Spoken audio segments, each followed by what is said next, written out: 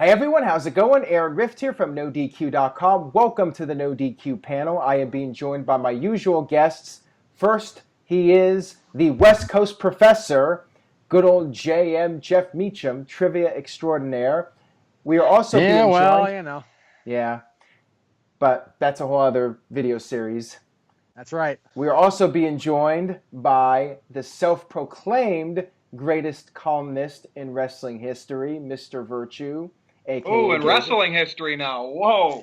There's some people that are going to give me heat for that one. You know what? I got to say, Ric Flair called himself the real world champion when he came to WWF, and people were like, yeah, he's not. He was a legitimate champion, the NWA champion. Virtue, you are the greatest columnist in NoDQ history. I said it. I mean it. Damn it. Wrestling history. I just write what's on my mind. It's my opinion. That's all it is. My thoughts. Like what Ned always says, it's my opinion and it should be yours. And we're also being joined by a special panelist guest today. Nick, how's it going, Nick? Hello, guys. How are you doing? Good. Doing good. Thank you for being on today. I appreciate you coming on and giving your insight for today's topic, which is the worst wrestling finishes in history, the worst match endings. And there are quite a few of them. There were a lot of bad moments over the years. There were some good matches that got ruined by bad finishes. And there were just some bad matches that had bad finishes, period. Just bad matches. There were quite a few of them. The obvious one, I'll talk about it, get it out of the way, is Victory Road. I posted something on NoDQ.com. What was the worst match finish? And I got the most responses for that one. Jeff Hardy and Sting. Just a bad match in general. It wasn't even much of a match. It was basically Jeff Hardy going out there in no condition to perform. And it was an embarrassment for TNA. And there's not much else to say about it. I mean, it was a bad moment for TNA, and it made the company look bad, but things were already not looking good for them. Jeff? It's one of those things where, you almost don't know what to say or how to say it, because is it Jeff Hardy's fault for being in the condition he's in? Is it Eric Bischoff's fault for letting him go out there in the condition he's in? Is it the fans' fault for having people be so motivated to have to do the match no matter what condition they're in? It's a real hard thing to address. I mean, it really one of those things where the situation is bad, but the execution's almost worse. It was very, like you said, Aaron. It's one of those things where you can't say much. I can't always say much because I'm Jeff Meacham, but it's very hard to wrap your head around why that would happen. Yeah, when Jeff Meacham blame Dixie Carter, but you bring Bischoff up, let's blame him because we always do. Yeah, I want to say, if Jeff is speechless, then you know it's bad. Exactly. Nick? I felt so bad for both Sting and Jeff there. I mean, Jeff obviously because demons were consuming him back then, but I felt really bad for Sting because that was just a bad spot for him. And I mean, what are you supposed to do in that situation? Yeah. Imagine, okay, if I'm speechless, if Virtue feels bad for Sting, we got a problem. Yeah. And Nick, your thoughts? Yeah, I mean, it's already kind of said a couple of times now, but, it's just sad when you watch a destruction of a human being. I mean, Jeff Hardy was obviously really going through a tough time, and it's sad because that was the biggest singles match of his career. You're going against a legend like Sting, and you would have hoped he would have made the best of it, but unfortunately, bad decisions were made on his part. Bad decisions were made on anybody who was in the back that for a moment saw him and let him go through the curtain. And, and once he got out there, like you've been saying, what more can you do? I mean, you have to try to get it done as quick as possible without him hurting anybody. So, like you said, Aaron, bad match in total, but definitely not a good situation towards the end either. Yeah. And the good thing, Jeff's in a good place now. So exactly. I was going to say it's a happy ending, at least in the sense that he was able to come back from that and reinvent himself and get his life back on track. Now, Nick, I want to ask you, what match sticks out the most to you in terms of having a really bad finish where you thought that this is so annoying? What was a match where you watched it and when it was over, you wanted to quit watching wrestling? Was there any match like that for you? Yeah, I when you first told me this was going to be the topic, I was thinking about all the matches and I was looking some up. I was trying to figure it out, and the first one that came to my head was an early one. I'm young, so it came to me first was December to Dismember. Oh man. Chamber match. The only ECW pay-per-view where the two biggest guys in ECW, the WWE brand of it anyway, RVD and CM Punk getting eliminated first and third, with Hardcore Holly falling somewhere in the middle. And you got left with Test, Big Show, and Bobby Lashley. And I'm going to have to go back and watch that. I must have blanked that out. Well, that essentially that resulted in Paul Heyman being gone from the company after that. He was for 6 years. He was gone. He was done. I mean, it's something that it will never, hopefully never, ever even come close to being repeated like that. But, I mean, you know, the crowd was so hyped for RVD, was obviously getting really behind CM Punk, and how they leave it with those three was just a rough situation there. Jeff, what do you think happened with that? Was that all Vince McMahon? Like, what do you think? I'll tell you right now what it was. It was totally Vince McMahon, because Paul talked about it on his DVD. He goes, if you would have seen the altercation that Vince and I had on his plane on the way out of that arena, you would have never thought Paul Heyman would have come back to WWE. Oh. Vince was steadfast in his decision to push Bobby Lashley to the ECW championship. And Paul and Punk and even Big Show, the champion himself, were like, no, Punk's the guy. Punk needs to be the guy right now. It took whatever it was, like 9 more months for Punk to get the championship. By then, Paul was gone. There was no real advocate for him in ECW, so it was a complete fait accompli, if you will, that freaking Chavo Guerrero becomes champion over Punk. It was like, oh, God. Everything that happened from the moment Paul Heyman turned on Rob on the 4th of July that year was the death knell of the WWE ECW. Everything that happened from July 4th on, and granted, part of that is Rob's fault. I'm not going to absolve Rob of blame because of what happened in the on the car ride with him and Sabu. We talked about it on Talk Wrestling. He doesn't have a problem with it, nor do I, but that catalyst led to the ultimate destruction of ECW brand. Yeah, and Vince wanted to push his guy, Bobby Lashley, and a similar situation happened in 2014 and 2015 with the Royal Rumble matches, where the fans wanted Daniel Bryan to win, and Bryan wasn't even in the 2014 Rumble match. The fans just rejected Batista. Batista won it. Crowd was not happy. They turned on the entire show almost. I mean, they were booing Cena and Orton as well, so they were not happy with Daniel Bryan's position. That's the one Reigns should have won, right? That was the one where the fans were cheering Reigns over Batista. He might be perceived a little bit differently today, perhaps. He would, that's true. And then, of course, 2015, as soon as Daniel Bryan got eliminated, the crowd just completely turned on that match, and then Reigns won. Yep. Nick? Yeah, I mean, that's one of those matches that if you just booked it maybe a little bit better, maybe the ending wouldn't have been so bad, because having Bryan leave so early and totally take away the kayfabe of, oh, maybe Daniel can win, you set it up. Everyone knew. The second he was out, you're like, oh my God, that's it. All there's left is Roman, and you know he's going to win. And even the way that, the way that you had Kane and Big Show teaming up, and nobody wanted to see that. Nobody thought for a second that either of them were going to win the Rumble. I mean, when it was so bad that even The Rock coming out and helping him. I was going to say. I mean, I don't know what more you can do. A picture is worth 1,000 words. The Rock's expression. In that Talk about obvious finishes at Royal Rumbles, the 40-man Royal Rumble. I mean, did we really think Santino was going to win it? No, we knew Del Rio was going to counter that. Exactly. Oh, that was awful. You know, Aaron, when you brought the topic to me, I thought of 2 matches that both involved almost a finger poke of doom. The originally finger poke of doom, of course, Kevin Nash and Hollywood Hogan. Yep. But what stands out to me for a finger poke of dooms was XMV between 2 former co-hosts, where we had this big storyline built up, and then we had the guys poke each other, and that was it. Yeah. Well, that was. Do you remember that? That was something that was out of our control. Well, it was because we had a situation where we had a guy get a bloody nose. And it was pouring rain. It was pouring down rain here in Santa Clarita. We tried to do one thing. It ended up being another thing. It wasn't pretty. But we kind of took that from of course, Kevin Nash and Hollywood Hogan, which was, you know what, people say, well, that wasn't the true death of WCW. The fact that they took the shows off TBS and TNT, but that was one of the things that pushed that pebble down the snow mountain and just kind of gathered the snow more and more. I would say it goes back further than that, and there are a lot of. Well, it does. We got 6 or 7 WCW matches here, maybe even more. What's funny is. Okay. Well, since you mentioned the finger poke of doom, let's just say the Jarrett laying down for Hogan at Bash at the Beach 2000 too. You got to put that right in there. Even though we got a Booker T and Jeff Jarrett solid match later on, and Booker became champ. I mean, we talked about this in previous videos. Those lay downs, those pokes, it got just way too much. Remember that Hogan did it. Hogan laid down for Sting. Remember that? Halloween Havoc, 99.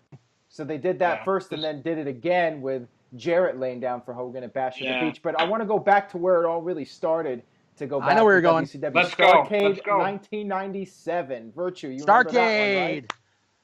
Yeah. Oh, so you're okay. The Sting and Hogan match. Sting and Hogan. That was 16 months or 18 months, whatever it was. Like the hype going into that match was absolutely phenomenal. Bret Hart was part of the roster now. Sting's finally going to wrestle. Everything was there. I don't know if Sting and Hogan were nervous when this match was going on because they knew they had to deliver. I mean, these guys shouldn't be because they're Sting and Hogan. But, don't you go over things like before, especially at a big pay-per-view. So, Nick Patrick, didn't all these guys go over everything beforehand? It felt like they were just, they were all sitting in a boardroom in the back. And they said, this is how it's all going to go down. And then when the show actually happened, nobody knew what they just talked about backstage. Or is that just me? What do you think, Nick? Oh, no, Nick, go ahead. Okay. I mean, the takeaway I have from it is that it made Bret Hart look like a jerk. Yes. I mean, because it looked like a ref just counted a normal count and then Bret Hart decided to screw Hogan. I mean, obviously, we all kind of knew, especially from what the commentators were saying, that wasn't the case, but it just made the whole thing not make any sense. If it was actually a fast count, you could have bought into it a little bit at least, but you couldn't even buy into it because it wasn't believable. It wasn't a fast count. It was just a guy counting almost pretty slowly, actually. Yep. Yeah, it was weird. What's funny? I think maybe the popular belief is that Hogan told Patrick to count slow, and that was Hogan's way of sabotaging Sting. I don't know if that's true or not, but that's one of the stories. That's one of those things where you kind of want to rag on Hogan because it's Hogan. What's funny, Aaron? You mentioned the phrase beginning and the end when you talk about Starrcade. If you read the book of WCW by R.D. Reynolds and Brian Alvarez, they list everything that Starrcade did, the buy rate, the gate, everything that had been built up to it. And the last phrase of that paragraph is, "and the beginning of the end." Yeah. I mean, and it was. I would say, when people ask me what was the beginning of WCW's downfall, I would say Starrcade 97 was the real beginning of the downfall. I mean, business did not collapse until about a year and a half later, but that was when it was starting to spiral out of control for them. It really gave WWE momentum. Like WWE Attitude Era was kicking off right into 1998, and WCW could not afford to let WWE look good in any situation better than them, and that's when that happened. Starrcade was like the third to last day of 97. What happened just in 98? Mike Tyson debuted with the WWF. That was right there. It was like, okay, we look like crap trying to book a finish of the biggest match in our company's history. And on the other side, we got one of the biggest mainstream celebrities in the sports world coming on the other program. That right there was like, okay, well there's the shift. Well, yeah, Jay Leno selling for Hulk Hogan was definitely one of those really ridiculous moments. Yeah. But I'll give Rodman and Malone a little bit of credit in their matches, but yeah, Jay Leno and Kevin Eubank or whatever. I will give Rodman credit 97. Rodman 98 was like this for most of the match. Yeah. So not so much. But WCW was trying to compete with WWE, and they brought back the Ultimate Warrior, and they had this big rematch. 8 years in the making. Ultimate Warrior versus Hulk Hogan, the big rematch at Halloween Havoc, and not only was that one of the worst matches of all time, but then Hogan tried to use a fireball in the Ultimate Warrior, but Hogan's ego, Aaron. He's sabotaging these matches against Sting and Warrior. It's Hogan's ego, I think, probably ruined these. Because both of them should have been off. Yeah, Nick, what do you want to add to Well, I was thinking about another match that has to do with, in my opinion, Hogan's ego, is if you look at WrestleMania 8, when the match should have been Hogan versus Flair, one would think. Yeah. And instead it was Hulk Hogan versus Sid Vicious, and them not wanting to make Sid Vicious look weak. The whole thing was that Papa Shango was going to break up the count, and instead he ended up just kicking out of the leg drop, which nobody had ever done.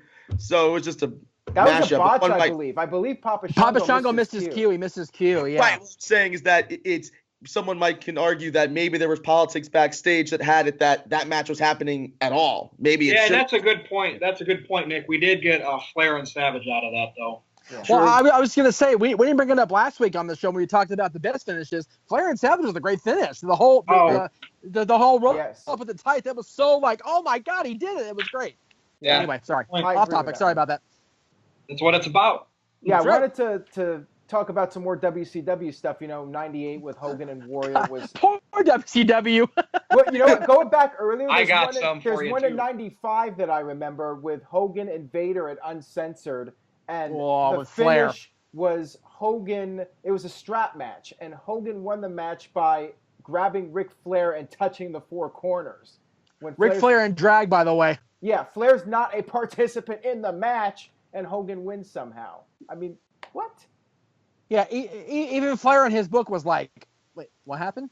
what, I don't understand. And there was a similar finish in 99, the night after Starrcade, when it was Bret Hart versus Goldberg for the WCW title. You had Hall and Nash coming out interfering. You had Jeff Jarrett coming out. You had Roddy Piper coming out and trying to save Goldberg. And what Piper did was he shoved Bret Hart off of Goldberg, and then Piper was laying down on Goldberg, and the referee counted 3 while Roddy Piper was laying on Goldberg. So Bret Hart won the WCW title because of Roddy Piper pinning Goldberg.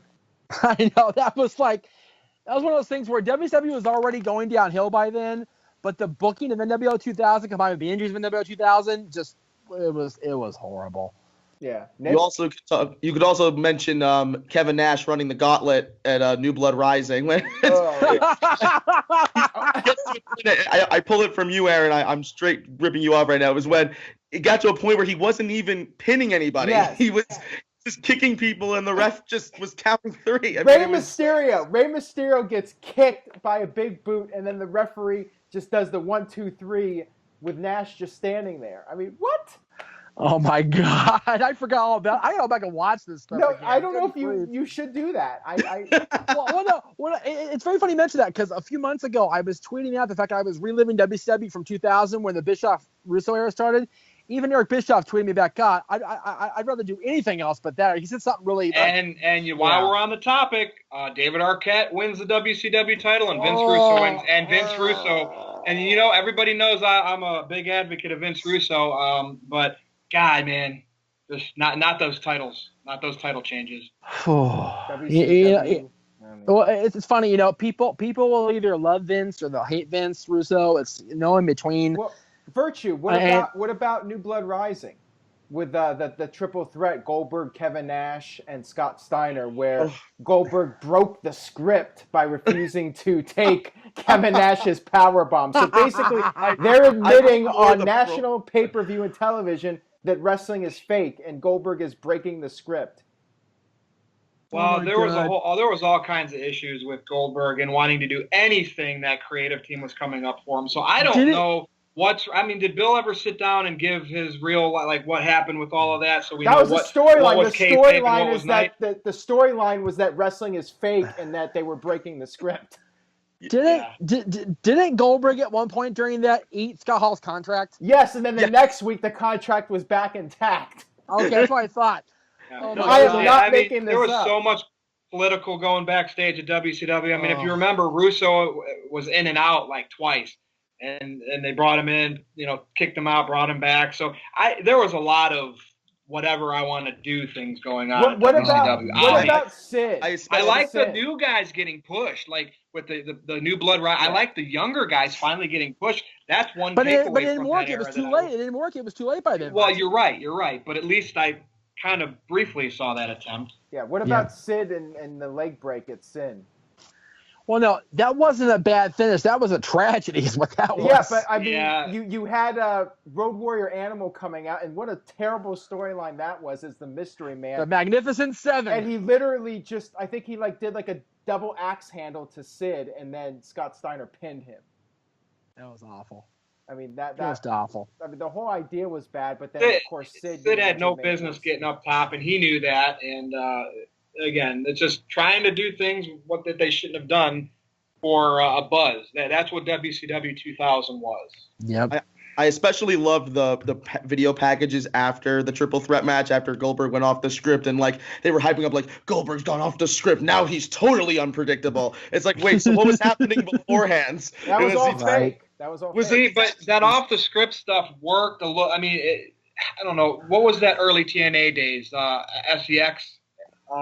Sports Entertainment Extreme. That Yeah, worked really, really well, but that was an intimate environment. That was pay-per-view, $9.99 a week. You know, only diehards bought into that. But like that, I think that was Russo's vision in WCW, but that wasn't the place to do it. Obvious. Well, the problem is Vince Russo wanted to do his WWF Shock TV in an environment that was run by Ted Turner and later, Time Warner, of course, that was family-oriented. You're not going to be able to pull off the Attitude Era in a family-oriented company. It ain't going to happen. Yeah, but the most important thing is you cannot tell your audience that wrestling is fake. Imagine watching your favorite movie and in a dramatic scene, the most important scene in the movie, all of a sudden the actor just says the whole thing is fake and he breaks character.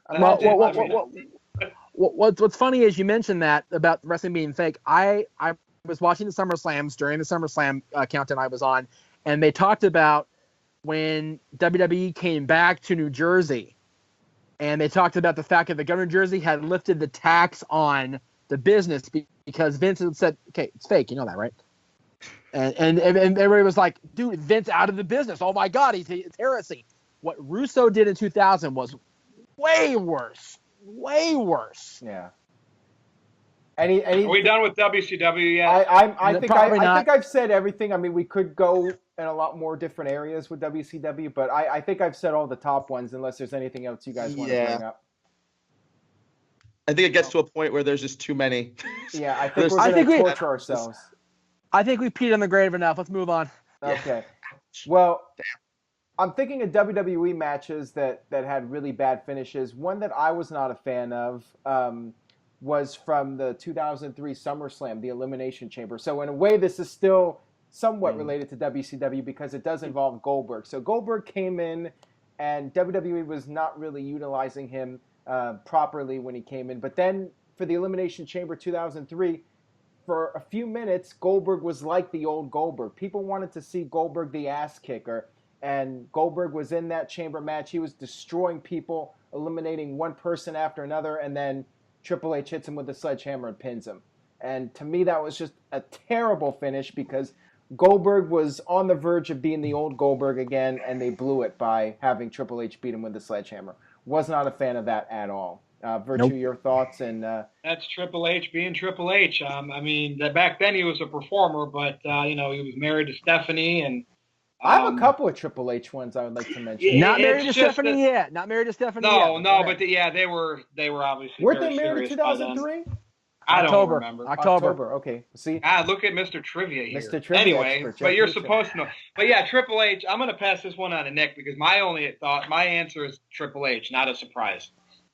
Yeah, I mean, I don't know really much more to add to it. I mean, it's obvious politicking. It's a total waste. He ended up winning the title later that year, and I think it was like Armageddon. I forgot which pay-per-view it was. It was Unforgiven the next month. But there was like no one cared. Not nearly as much of a pop for Goldberg on that show. All. So to me, that's the sign that they really screwed that up. Nick, do you remember Triple H and Booker T from WrestleMania 19, where Triple H hit the pedigree and then basically there was like a 20-second delay and then Triple H covers him and still gets the win. So basically, I think that whole angle was just bad. I remember I was able to use it I actually did a class about the worst moments in wrestling, and I talked because it was all about like race and stuff like that, and the whole premise that he called him boy and demeaned Booker T and said, people like you don't become champion, and they later tried to say it was, he means WCW guys, but we know what you kind of meant there, Vince. You were playing the line. But I mean, in the end, just having, it was made to have Booker T win, and instead Triple H wins, and just that booking decision in general makes no sense. Yeah, to me, that was like the weakest point of WrestleMania 19, which is one of my all-time favorite WrestleManias, actually my favorite. But to me, that was the low point, was that world title match. And I feel like Triple H putting all these guys over now later in his career on the big stage, except for Sting. Yeah, I was just about to say that. It's like he's trying to give back to all the times that he went over, but I don't know. Maybe that's just me. What about No Way Out 2003, the month before, with Hogan and Rock, the rematch? Oh, with Sylvain Grenier, the referee, and Vince. Yeah, well, that was horrible. to set up WrestleMania 19. So I mean that one was all right, I guess, but it was kind of lame, I think. Well, yeah, I mean the finish was. I mean, I get the setup for Mania, and that's fine, but the actual finish was very hokey. Yeah, I thought. I agree on that one. I mean that. Aaron, is this one on your list? Is this one on your list? Daniel Bryan loses to Sheamus in how many seconds? Oh, 18. 18. Yeah. You know, and yeah, we got the yes movement out of that. You know, so good things. Yeah. Good things happen, but at that particular time, right then and there, as we watched that opening match, what was that? WrestleMania 28. Yes. Mm-hmm. What did you guys think? I was livid. I was pacing around the apartment in Long Beach just wanting to kick something, anything in my path. We had to hide the baby. I was like, no! I was mortified. Yeah, that one was definitely one of the worst ones. But the thing is, like you said, that did lead to the whole yes movement. So in a way it worked out, but, you know, for what WWE, in the moment, it was like, for what WWE was intending to do, it was really stupid, and it just was not good for Daniel Bryan. And luckily for Bryan, the backlash helped him, you know, pretty much saved his career, because it was obvious the company had no direction for him, and they were just perfectly fine with him jobbing out to Sheamus. Do you think that's why fans get behind guys more so now than ever, because they felt like they got behind like a Daniel Bryan and it altered the path to him to get to the main event? Yes. Well, what about CM Punk? He was a 3-time world champion in September of 2009, and then the finish with Teddy Long, where Punk retained the title over The Undertaker, that almost buried Punk right then and there. Yeah, and then he lost the title to Undertaker, and I'm like, wow, really? Well, no. Losing Undertaker in Hell in a Cell is not a career killer. The fact that they almost buried him after that's what was killer. Yeah. But, you know, I mean, literally, Punk went in there and wrote, he goes, Vince, this is what I'm doing. Take it or leave it. He had to write his own thing, Straight Edge Society, to get himself over. And it was an entire 1.5 year build to get him to the Allstate Arena and Money in the Bank. Yeah. So. And there have been some bad ones recently. I mean, I think Bray Wyatt's been involved in a couple of bad finishes. Yes. WrestleMania 33. That's one of them. There's the whole match was several. bad. Yeah, I mean, the whole match was just bad. It was hokey is what it was. Yeah, Nick. And the finish was just a basic RKO, not even anything spectacular. Yeah. Nick, your Bray thoughts, could have took a spectacular RKO. What's that? Your thoughts on the Bray Wyatt and his finish? Yeah, I mean, well, going back to WrestleMania 33, I mean, with all the hokey stuff, if it had led to Bray Wyatt winning the match, it would have made a little bit of sense. But after all of the projector magic, it didn't lead to anything. It led to an RKO. Anything. Nothing whatsoever. And then for me, the match that had to do with Bray Wyatt, Hell in a Cell 2014, Dean Ambrose and Seth Rollins. Oh, yeah. Like you said, Aaron, a lot of these matches were good matches that just ended ridiculously. And to me, that's one of them. That was a build that was, you know, it was for the first time you really felt, yeah, in the PG era, this is a Hell in a Cell match that actually supposed to exist. And they were doing everything they could in the, you know, PG era-esque, you know, Hell in a Cell thing they can do. And then to have this lantern hologram, like, ghost thing, I don't even know. That was just bad. Yeah. Why? It was awful. And then it was just, that was it. It's like, oh, well, Ambrose loses. And then that led to TLC, which was Bray Wyatt and Dean Ambrose, and then Ambrose had the television monitor explode on him. I mean, what? Bray Wyatt's feuds, when he broke off from the family, it just got hokier and hokier, I thought. What was the one with John Cena and Bray Wyatt in the cage match? Yes, that one was terrible too. Oh, the cage match with the kids. That was ridiculous. With like the demonic voice. That got him a win over Cena, though. Cena won that feud. Cena won 2 out of the 3 matches, but at least Bray got that W. Oh, boy. But you know what, though? Like, I mean, let's not bash on Bray too much. His work, the stuff with Cena was okay. I got a win over John Cena with a demonic kid. Is that really a win? But look, we're all talking. I mean, there's actually people who said this. Somebody said Bray Wyatt should actually become like full-fledged Undertaker, push him into the moon. the mystical powers aside, whatever. I mean, Undertaker had the error, and come on, we know that was all hokey, but it worked with Paul Bearer. But the fact is, they tease Bray Wyatt being that way, and then he can't win matches, at least big feud matches. Aaron and I have had this argument on what his winning percentage is, but it varies depending on what matches you count. But poor Bray. I mean, I think we should move on talking about from Bray. I like the guy. I don't want to keep burying him. I do too. And the thing is, it's so frustrating that most of his matches, whether it's his fault or not, have such hokey finishes. Yeah. Well, it's the machine, man. That's WWE. Yeah. And he totally is the machine. On the other episode, when we did the best finishes, we talked about Lex Luger and Hulk Hogan at the Palace of Auburn Hills. But a couple years earlier, in the same building, SummerSlam '93, Luger versus Yokozuna, with Lex Luger winning by countout. That was one of my most despised finishes of all time. The confetti, the balloons. For winning a countout? Really? The great American hero got the win over the evil Japanese guy, and he won by countout. Yeah. Yeah, like something happened. Like they pushed Lex as the Lex Express and slammed Yokozuna on the Intrepid, all that good stuff. But yet they did not book his finishes of his matches right after that. I mean, the WrestleMania match with Yoko, and Perfect was the referee. Yeah, well, the problem is they put him on the bus and they gave him the Hulk Hogan American hero gimmick, and right away people are like, "Yeah, he's not Hogan." Yeah, sorry, he's not. But they needed to give him a chance at least. I mean, once he won that match by countout, it pretty much just stalled his momentum completely. But the problem is that they tried to build him back up because Cornette said he never got another shot, and then they said, well, if he wins the Rumble, he gets a shot. They did the whole double winner, which is not good for Lex at all. But I think had Perfect stayed healthy in '94 when he had the thing with refereeing Luger's match, it would have been something to build to. But Perfect left right away after that. Yeah. So Lex is once the Yokozuna thing ended for Lex and Perfect didn't stick around, that is what buried Lex in WWE. Right. What about Jackie Gata? You guys remember her match? Dude, okay. The fact that Trish brought it up in her Hall of Fame speech, that's telling. I mean, that might be the worst finish in Raw history. I mean, it's right. And maybe the worst match in Raw history, period. Yeah.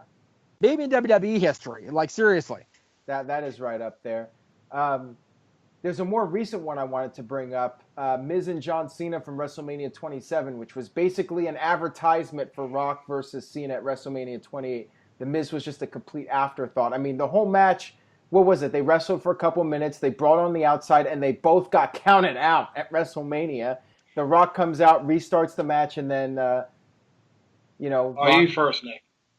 Well, I think what's so go sad. ahead. Aaron wasn't done yet. Go ahead, Nick. Go ahead. We were both raising our hand. Go ahead, Nick. We're so eager to destroy this match. Yes. But I think what's so sad was that the promo video before the match for Miz was like awesome. It was like all of a sudden all that bad stuff that Miz had to go through with John Cena basically feuding with The Rock. Oh, by the way, Miz is the champion and he wants the title. All of a sudden it's like, wow, the Miz is a legitimate guy, and then he wins, but he wins because The Rock interferes, and it's I would have been okay because that was the Miz's WrestleMania moment, and for them basically crap on it to set up Rock and Cena, I would have rather had Miz, no interference in that match, get 15 solid minutes with Cena, and I know hopefully Cena didn't have a botch in that match or something. Who banged their head? Yeah, I think Cena, who banged their head? Oh, the Miz got a concussion near the end of that match, didn't he? Yeah, he did. You're right. If the Miz could have had 15 minutes with Cena and say that none of that bad stuff happened and Cena would have beat him clean, that would have been a good WrestleMania moment for the Miz to put the belt back on Cena. But he couldn't even get that. And I'm not a proponent of getting the title back on Cena, but I would have been okay with that. Yep. Yeah. It would have been a lot better than ending WrestleMania to build the next year. Like, WrestleMania is supposed to be the culmination of the entire year. Yeah. At the end of it's supposed to be, okay, this is what we did this year. Now, tomorrow night, we start next year. That night, WrestleMania was already building toward Miami. It was like, really? Yeah, it was like a placeholder pay-per-view almost. It was totally placeholder pay-per-view. Exactly. It's supposed to be your biggest show of the year. Yep. Yeah, I just felt that really stalled the Miz's momentum. And speaking of guys that had their momentum stalled, the last one I want to bring up, and then you guys can bring up any other ones. Edge and Matt Hardy from SummerSlam, when Matt Hardy was coming off of that, took it right out of my mouth. That big comeback in 2005. The crowd was really behind him, and they were sympathetic towards him with the whole love triangle between Edge, Matt Hardy, and Lita. But then at SummerSlam, Matt Hardy just jobs out to Edge, like second or third match on the show. Nick? And it wasn't even lose. The referee stopped the match because of excessive blood. Yeah, Nick? Yeah, I mean, it's so sad because that was the year I started really getting into wrestling, and I remember being so behind that feud, and it's good for me because I can think of it as a fan that at the time I didn't know wrestling was fake. I still believed it was all real, and I was trying to get in. I was really into it. I was like, oh my God, what's gonna happen? I want Matt to get his hands on Edge, and then that match happened, and I cannot tell you how unbelievably disappointed I was. I was like devastated. I'm like, what? Why? Like, why is this happening? And like the whole thing should have set up for Matt just kicking the crap out of Edge, and instead it was Edge looked like this guy who just mauled this poor man, and then the match just ended. Yeah, it's not what people wanted to see. People wanted to see Matt Hardy get his payback on Edge. Nick, how old are you out of curiosity? 22. Damn, I'm old. Okay, never mind. Oh, go ahead. What were you going to say? Well, no, I'm just saying the fact that he believed. Jeff preferred when we had good mic work on because that made Jeff the youngest person on our panel. The thing is, when he said he was still believable, he's got to be young as hell then, because figured 12 years ago he was 10 years old. It's like, okay, that makes more sense. It was like that was God, I'm getting old. Well, Christ almighty. Go ahead. A little too long. Let's go back to Edge beating Matt Hardy here.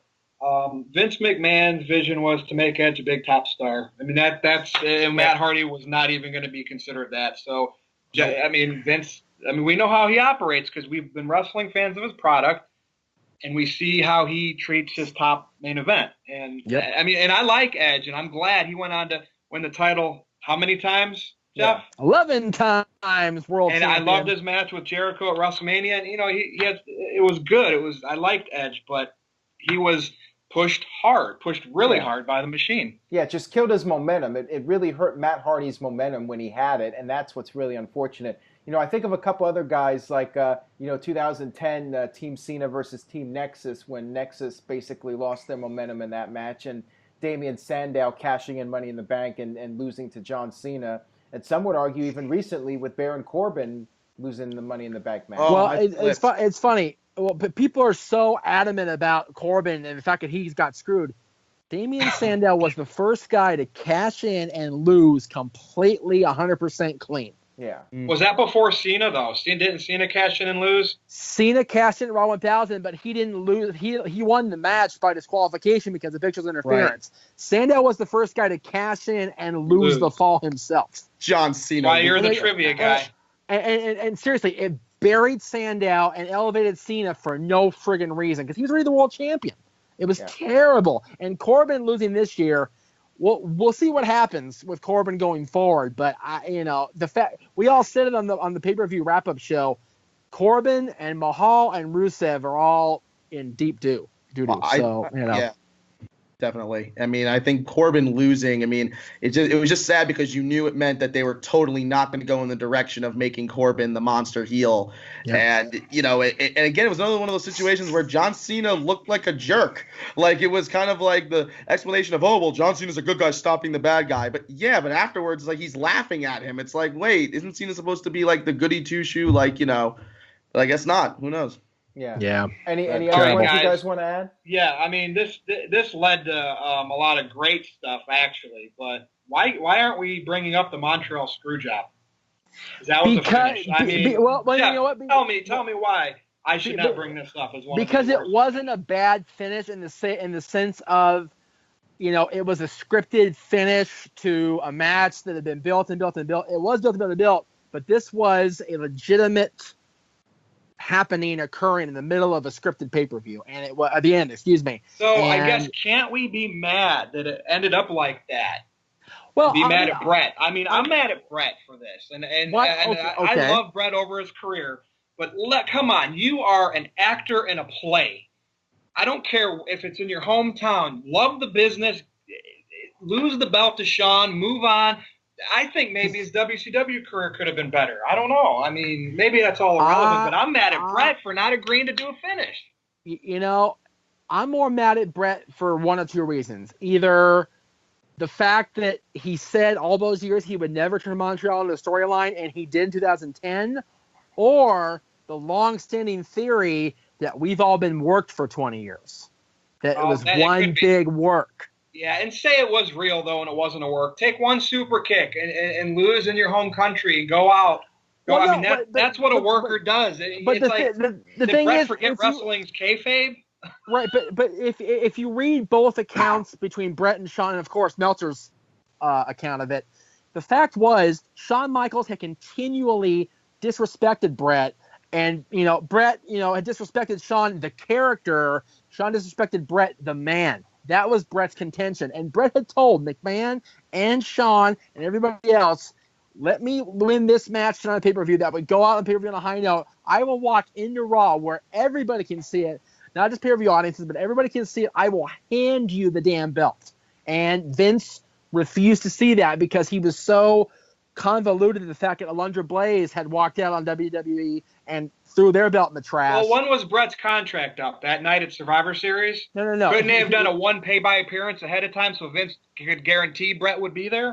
No, because the original plan was one of two things. He was either going to forfeit the next night on Raw, or he was going to go into the DX pay-per-view and lose it there. Yeah. And they should have worked something out.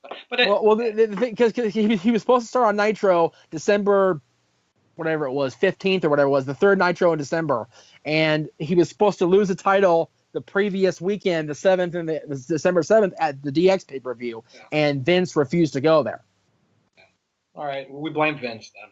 Yeah. Exactly. But yeah, the finish itself was bad, but not in the way that we've talked about for the last hour, where it was a bad finish. Well, it was a complete. I had to bring it up, though. Oh no, that's fine. That's fine. I think what was worse was all the recreations of it. I mean, the first or second time, I like Survivor Series '98, but by the time WCW started doing it, like at the Starrcade with Goldberg and Bret Hart and Piper, I mean, that's when it got really bad. Nick? Well, what about recently? I forgot which pay-per-view it was, but it was it Charlotte versus Natalia, where they did a Montreal Screwjob. Little Nate. Yeah, it was just. And earlier we were talking about CM Punk and the Undertaker, that the breaking with Teddy Long, exactly. Yeah, that was another recreation. Like all these recreations, like it just got so old after a while and so uncreative. The first couple of times they did it was cool, but then it just became very much overdone. Almost the term Screwjob has almost become an overused term. Really, very much so. Yep. I would agree on that. I just think it's been done to death. All right, guys. Anything else? Any other ones you guys have? Are we good? We're good. I'm good. All right, guys. Good. Could we say Stone Cold and The Rock at WrestleMania 17 just because Steve Austin turning heel in Texas? Yeah, we want to get that. Well, it's funny. Just on this panel show enough, we've beaten that match to death over the last few months. Yeah, as far as panel videos go, we've been talking about that constantly. I mean, I in my opinion, it was not the right finish, but it is what it is. And in Stone Cold's opinion, it wasn't the right finish. Had WrestleMania not been in Texas, that's the thing. Right. Yeah, maybe if the circumstances were different, it would have been better. I mean, the execution of it, I think, was good. Technically, Austin's performance, Rock's performance, Vince's performance, I thought everybody did great. Jim Ross was great on commentary. It just was So was Paul. Everything up to the handshake with Vince was perfect. Yeah, it just didn't work in the long run. One more match just before we sign up. I actually thought of Extreme Rules 2010, John Cena versus Batista in the Last Man Standing match. The duct tape. With the tape. Which is just. I thought that was funny. I actually like that finish. I know you're not a Batista fan, but I loved his work with the wheelchair during that whole time. Batista did awesome promos then. All right. Nick just reminded me of another match. Sorry, Aaron. Extreme Rules 2012. Brock Lesnar destroys John Cena for 15 minutes, one knuckle shot with a thing and an A on the steps, and that's it. Like, you just got your ass whooped for 15 minutes and you win with 2 moves? Really? Yeah. Not even your fight was him. You win with 2 moves. Well, that was John Cena having to get his win back from losing at WrestleMania. Is that the one Cena was busted open early in the match? Yeah. Yeah, like seriously, Brock hit him one time. Crap out of him. I popped for that, man. I love I do watching too. What they did it like a stuffed what they did pig. at 2014's SummerSlam, that was what they should have done for that first match. Yeah. Dude, Aaron and I were there for 14. We saw John Cena get suplexed 16 friggin' times. Yeah. That was a great finish. That was a cool match. Stop Yeah. it. Stop I it. thought- He's already dead. Exactly. All right, guys, Oh. that'll wrap it up for this video. I hope you guys enjoyed. Nick, thanks again for being on. I appreciate it. Awesome any time, plugs guys. you have? Awesome having you on. Any plugs you have? Anything you would like to promote? I guess just check out me and my boys. We do a podcast, Turnbuckle Titans. Look us up. We're on the Wrestling with Valiance Network. We have a bunch of other shows we do too besides wrestling, but Turnbuckle Titans is definitely our show. So check us out on Stitcher, Spotify, and we're even on iTunes. All right, Nice. very cool on that. I'll also try to put a link in the description box for people so they can check it out. Thank you. you. Can follow good old JM, Jeff Meacham, if you dare, at _ Jeff Meacham. If you dare. Very good. Thank you, boss. And also, especially if you dare, Mr. Virtue at NoDQ _ Virtue. You can argue with him about Vince Russo and how And great I'm Russo trying to is. figure out, Aaron brought to my attention, there's this Cody guy in the YouTube comments. I do not know who this guy is. He's defending me, so I appreciate it. But, like, I don't know. Like, I'm baffled. I really do not know who that guy is. Mhm. Hashtag fire virtue, right? I mean, people say that somebody puts Fire Virtue in the comments, and then there's this guy, unknown guy, defending me. It was me all along. It was me all along. My All YouTube along. profile is Virtue, and it has my picture on there, and you know when I comment. I don't comment on YouTube often. I would rather have people come to NoDQ and use the comment forum there. I agree on that. Well, Plug. cheap plug, exactly. And you guys can follow me at Aaron Rift on all social media platforms and, of course, NoDQ.com for the very latest wrestling news. And on that note, we will wrap it up. We will see you guys again for another edition of the NoDQ panel.